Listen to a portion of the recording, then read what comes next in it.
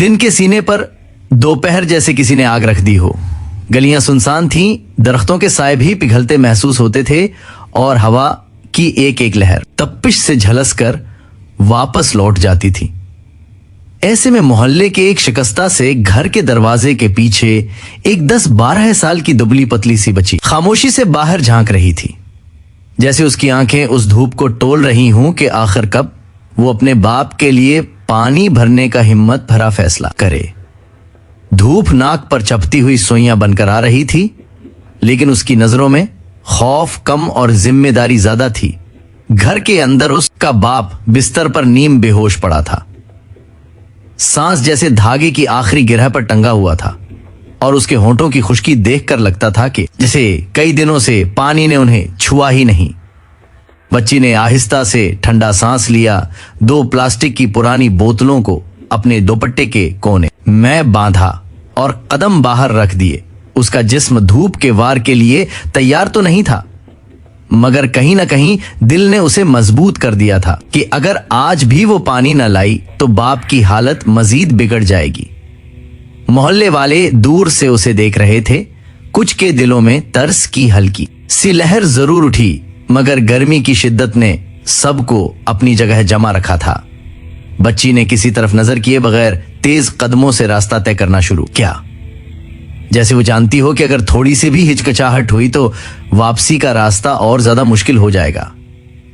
गली के आखिरी मोड़ पर एक पुराना ट्यूबवेल था, लेकिन वहां तक पहुंचने के लिए उसे खुले मैदान से गुजरना पड़ता था, जहां धूप जमीन से लौटकर मजीद तेज हो जाती थी। वो अपने नन्हे कदमों से आगे बढ़ती गई। सूरज की तपश उसके सिर को ऐसे गर्म कर रही थी जैसे आग उसके दुपट्टे से गुजरकर खोपड़ी तक पहुंच रही हो, मगर उसने एक लम्हे के लिए भी पीछे मुड़कर नहीं देखा। उसके पांव गर्म मिट्टी पर निगे थे और जब भी वो जमीन पर जोर से कदम रखती, ऐसा लगता जैसे जलती हुई आग को छील रही हो। लेकिन उसके अंदर अजीब सी हिम्मत थी जो दुनिया के हर दुख दर्द को पीछे धकेल रही थी। जब वो ट्यूबवेल तक पहुंची तो उसके माथे से पसीना नहीं बल्कि पानी की तरह बहुत ही लड़ियां टपक रही थी। उसने बोतलें खोलकर ट्यूबवेल के नीचे रखी और हैंडल घुमाना शुरू किया। धूप बराहे रास्त उसकी पीठ पर पड़ रही थी, मगर वो रुक नहीं रही थी। पानी जब बोतलों के अंदर गिरता तो एक ठंडी सी आवाज पैदा होती, जैसे उसकी सारी थकन लम्हा भर के लिए ठहर गई हो। करीब खड़े कुछ लोगों ने उसे हैरत से देखा। वो जानते थे कि इस बच्ची के घर में हालात बहुत खराब हैं, मगर ये कौन सोच सकता था कि इतनी छोटी सी बच्ची अपने बूढ़े बीमार बाप के लिए इतनी शदीद धूप में पानी भरने निकलेगी। लोगों की निगाहें उस पर जमी रहें, मगर बच्ची की नजर बस पानी पर थी। जब दोनों बोतलें भर गईं, तो उसने उन्हें डोपटे से दोबारा बांधा। 2 लम्हे के लिए हल्का सा सर उठाकर आसमान की तरफ देखा, जैसे अल्लाह से कह रही हो कि बस इतनी हिम्मत और दे दे कि वो महफूज घर पहुंच जाए। फिर वो वापस चलने लगी, लेकिन अब गर्मी पहले से भी ज्यादा थी। रास्ते के बीच पहुंचकर उसके कदम लर्जने लगे। उसकी टांगों में वो ताकत बाकी नहीं रही थी जो आते वक्त थी, और जमीन पर पड़ने वाली दोपहर की धूप उसके जिस्म को पिघला देने पर तुली हुई थी। उसने एक लम्हे को रुककर हाथ से पसीना साफ किया, मगर फिर फौरन आगे बढ़ गई, जैसे वक्त उसका दुश्मन हो और वो उसे हराना चाहती हो। रास्ते में एक औरत ने दूर से उसे देखा और दिल में टीस सी उठी, मगर धूप ने उसे उस काबिल न छोड़ा कि वो बाहर निकलकर उस बच्ची की मदद कर सके। कोई आवाज देने की हिम्मत भी ना कर सका। बस सबकी आंखें इस बच्ची के कदमों के साथ चलती रहीं जो उस बेरहम धूप में अपने बाप की उम्मीद उठाए जा रही थी।